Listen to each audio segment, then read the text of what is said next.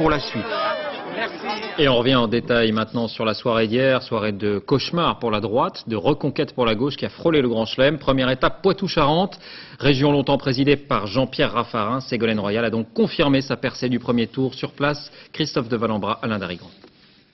En fin d'après-midi aujourd'hui, et avec le sourire, Ségolène Royal arrive au conseil régional de Poitou-Charentes. Bonjour madame. C'est la présidente sortante, l'UMP Elisabeth Morin, qui l'accueille. En privé, pendant une petite demi-heure, elles vont évoquer les modalités de la transition.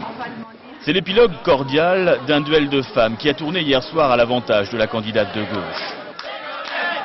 La compagne de François Hollande, premier secrétaire du PS rencontré sur les bancs de l'ENA, a été plusieurs fois ministre dans sa carrière. L'environnement d'abord en 92, puis l'enseignement scolaire et la famille dans le gouvernement Jospin.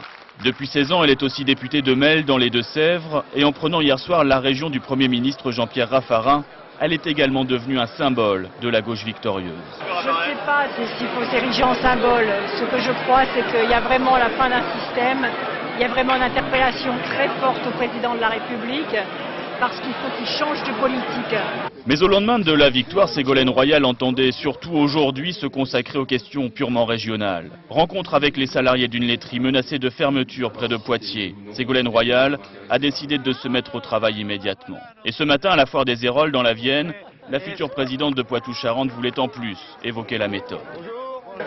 Salut mon grand. Au détour d'une allée, elle retrouve ses collègues élus hier dans les régions Centre et Limousin pour un message. La gauche sera unie face au gouvernement en un contre-pouvoir interrégional. D'ailleurs, vous avez entendu ici aux Héroldes, au travail, on attend beaucoup de vous.